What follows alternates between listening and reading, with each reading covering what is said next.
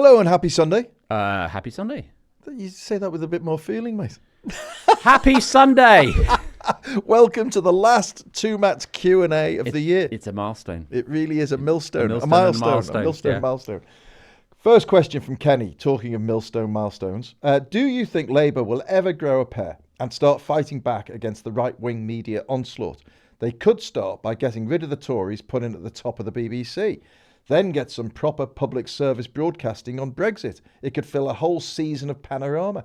If instead they try to out-Tory the Tories by falling into the immigration trap / red herring, they will lose the next election. Well, I mean, absolutely true that they are making a big mistake in trying to outgun the Tories and indeed reform on immigration, which is a terrible mistake. And we've talked often about why that's so, and wanting them to make a firm but fair pro-immigration argument. Definitely. We're a nation of immigrants, but also of laws. It's not hard. Yeah, 100%. I mean, the only caveat I'd add is that I think it's fine to go after the BBC when they make mistakes, and they often do. But I also think that we need to broaden our kind of concern, because social media is barely regulated by Ofcom. I mean, Ofcom is not up to the task. And actually, I mean, it isn't a problem yet because podcasting in this country has not yet become as sort of ideological as it is in America, so-called Podcastistan in America. Yeah. But it might, and there's really no regulation to speak of. Well, we saw the furore around Stephen Bartlett's Diary of a CEO. I thought that was a fascinating case. Where he just allows these randoms to just talk bollocks about people's health things. And I mean, that is exactly how RFK Jr. happened in America, which was podcasters saying, "Oh, right, so MMR gives you autism, does it? Okay, and also just to recognise, I mean, this isn't the point Kenny's making, but that podcast is hosted on the BBC Sounds platform. So you've got your national broadcaster hosting a podcast that is, full of groundless claims about people's health. It's very interesting territory in terms of regulation. Well, I think that this is the point, isn't it? One of the lessons of 2025 is that we absolutely do have to carry on, worrying about the BBC and the major channels and press, and none of that goes away. But unfortunately, information supplies and how much the supply chains are much more, they're multiple now. I mean, one thing I think we definitely agree with Kenny is that the Tories, Labour should be much more on the front foot about the damage that Brexit is causing. Yeah, I mean, one can't say it often enough. They're really showing no signs of doing so. But, one lives in hope. If they could please stop saying we'll make Brexit work for 2025, that would be for great. The simple reason that they're not going to, because it can't. Yeah. All right, Kenny, thank you for your question. Next question, please. I now understand that you don't like the people who are arguing that it's illogical to house people in the UK purely on the basis that they're scared of a regime that no longer exists. Okay, deep breath. I still don't understand why you disagree with the argument itself. At Andy Surtees on YouTube. I think that must be a reference to Syria. Well, I disagree with it, because if Andy Surtees knows what the immediate future is in Syria, then he's the only one on the planet. Yes. And people who, I mean, I assume the whole premise of this question must be vis-a-vis Robert Jenrick's and the Austrian immediate call to start deporting people who've come here.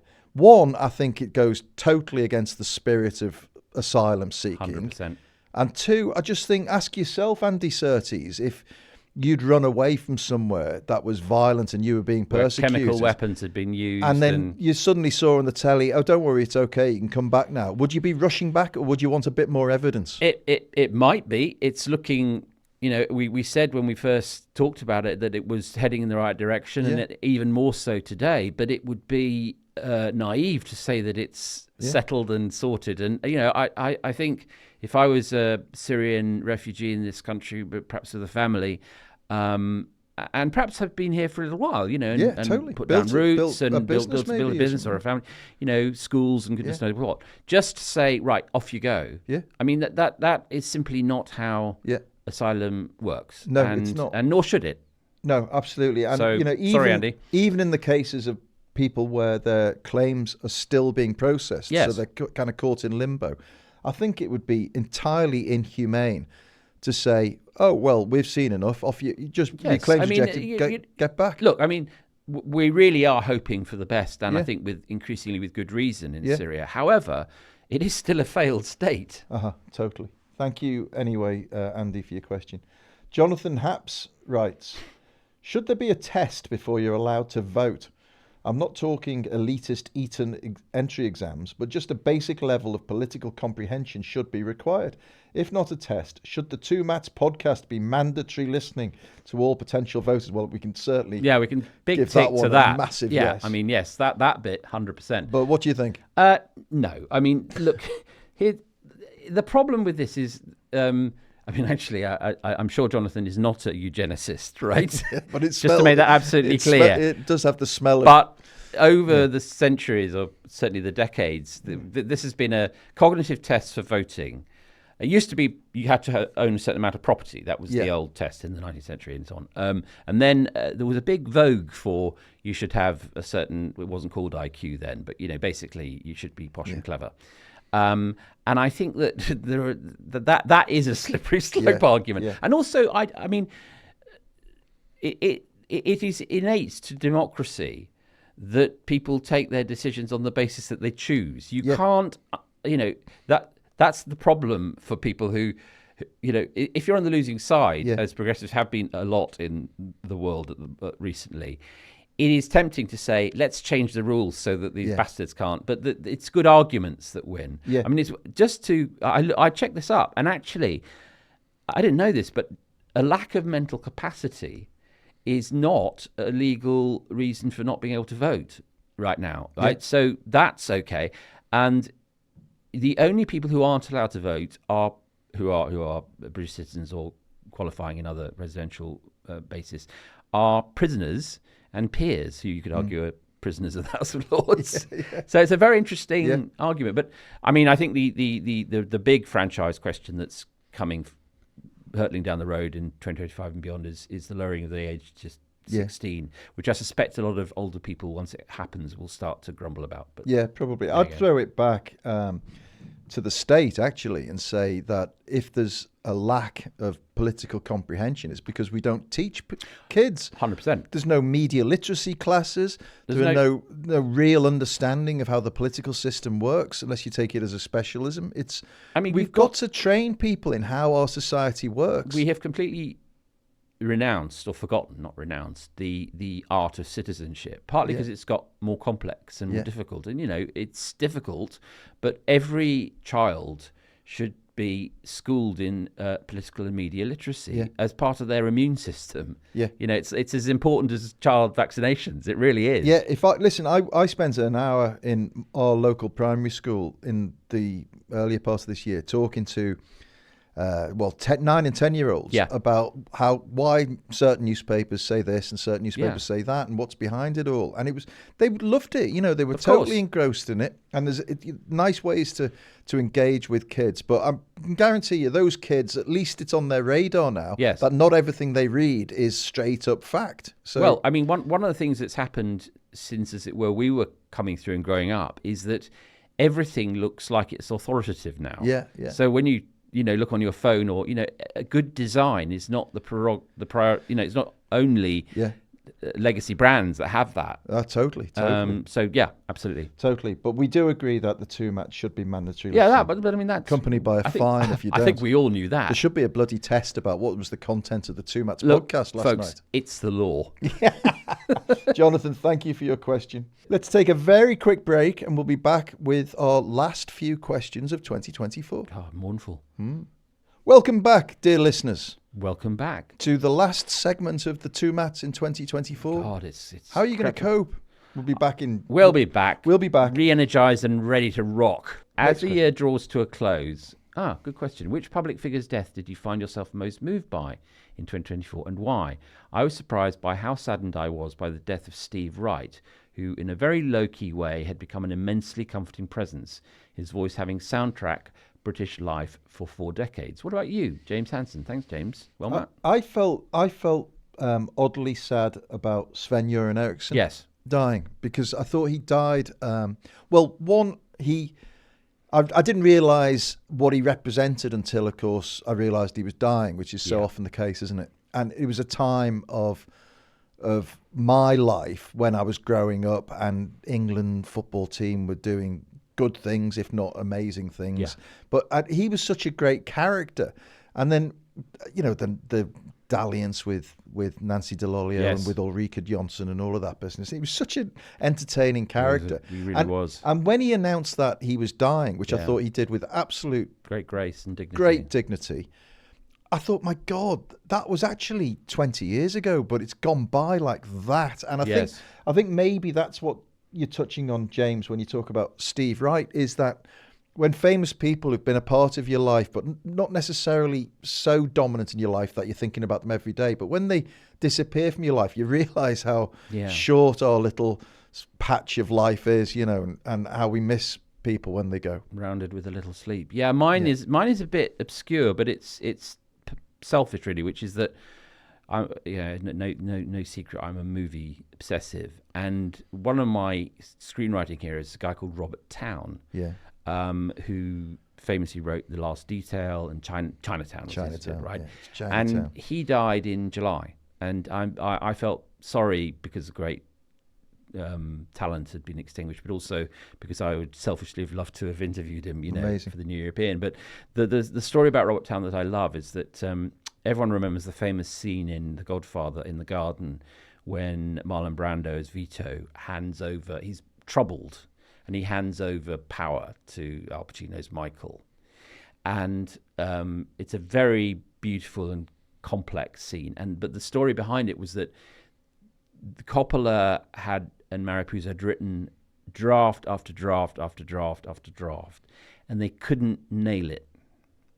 So they flew in Robert Towne, talked to Pacino and Brando, and he just said, leave it with me.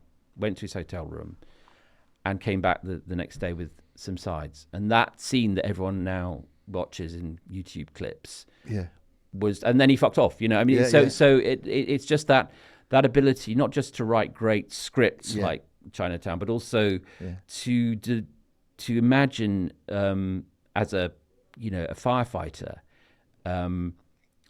an absolutely mythically brilliant cinematic scene. He wrote my single favourite line in all the movies, which is in Chinatown, which is the scene after Polanski slices Jack Nicholson's nose. Yes. And then the next scene, you see Nicholson in his office with this sort of nose bandaged up, if you can imagine a nose being bandaged, and his colleague saying to Nicholson, does it hurt? And Nicholson saying, only when I breathe. It's great. it's just a masterpiece. He's an absolute genius. It's one of those what I call collision films, where right director, right script writer, right stars, everything. If you want a great book into Robert Towne and many others around that, Raging Bulls and Easy Riders. It's Peter Biskind. It's absolutely superb about Hollywood in those years. So the next question is, what are the two Matts most looking forward to in 2025? Other than ourselves. Other than us.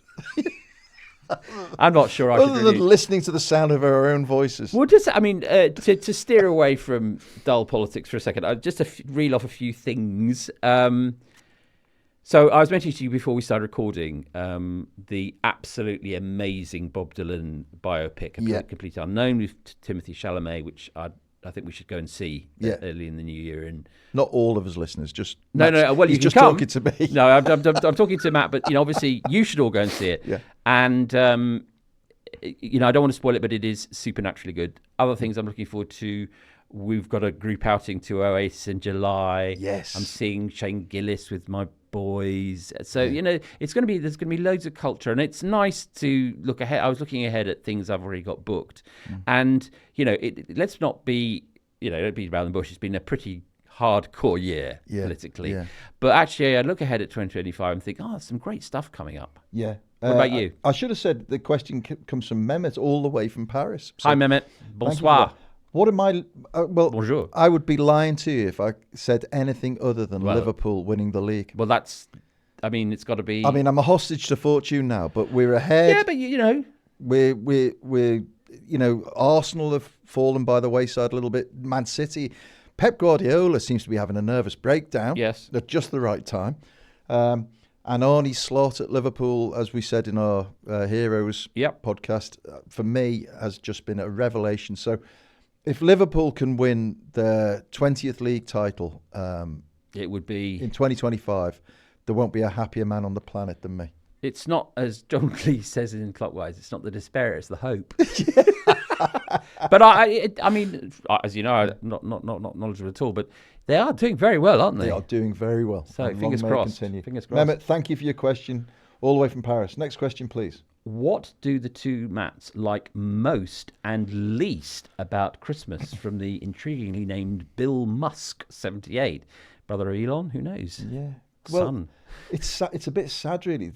For me, what I like most and least is almost the same thing, which is that I love the nostalgia of Christmases past. Yes. And the thing I like least about Christmas now is that they're not like the Christmases I used to have. I mean, it's a really good one, isn't it? Because I suppose the thing I like least about Christmas is I like intensive Christmas. Sort of a week of just full on. Yeah. Leaded, debauchery. Full fat Christmas, right? But it seems to start now in about July, right? Yeah. And to the point where it's going to overlap with itself. It is incredible, isn't it? And I do find that wearying, actually, which is that, you get back from the summer and there are, hey, Christmas, Christmas. It really isn't. So that's the least. But the most is just the basic stuff. I like, hanging out with my sons and watching movies and a bloody big turkey, which I shall be cooking for them. So, what's your favourite Christmas song? Well, I mean, there are so many, but I think that in the spirit of this podcast and loyalty, I'd better mention George Michael's and Wham's Last Christmas. Last Christmas. About which December Song, which is a fantastic song by George Michael. What? December Song. Oh yeah. That's which is beautiful, George but Michael's, heart-wrenchingly sad. George Michael's, excuse me. God. Mine is When a Child is Born by Johnny Mathis. Oh, but that's brilliant. I cry every time I hear it. And of course, the increasingly toxic Do They Know It's Christmas? Yeah. Which has somehow become literally Hitler. It's I don't know how. 5 million quid a year for poor people for some reason is offensive. Is triggering or something. I don't know. He should stay in his lane, I think, or something like that. Yeah. Quite right.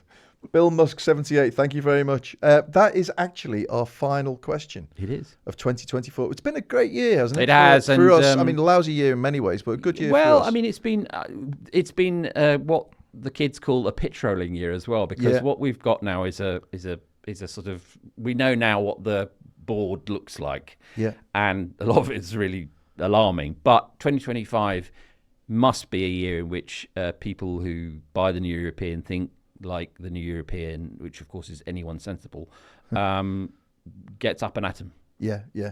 And I hope, I hope we live up to that task. Well, that's the mission. We will, yeah. That's the mission. I had one of the best things of 2024 for me was when we did our event at the it was Phoenix. Great, and there's more to come of that. We're going to do some more next year, and we're going to on the road again. We're going to get on the road, yeah. I just can't wait to get back on the road again. So we'll be coming to a conurbation near you, hopefully to a duplex. Yeah. To a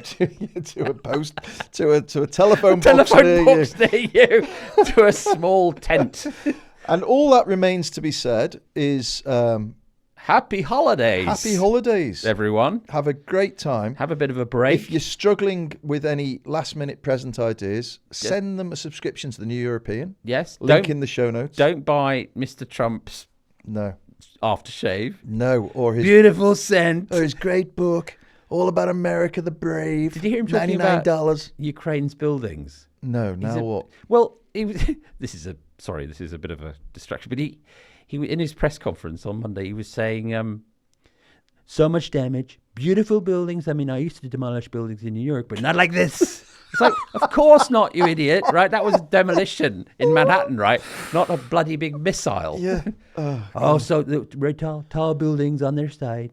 Some of them there for 1,000 years. Just making it up, That is the last Matt Dancona Donald Trump impression of 2024. Though by no means the last Matt Dancona Donald Trump impression. Thank you for your patience and your indulgence and your support, listeners. We'll see you in 2025. Thanks Have a also great to time. Rethink Audio, led by Matt Hill. The festive gang. And assisted by Ollie Peart. In his grotto. We'll see you on the other side. We'll see you on the other Have side. Have a great one.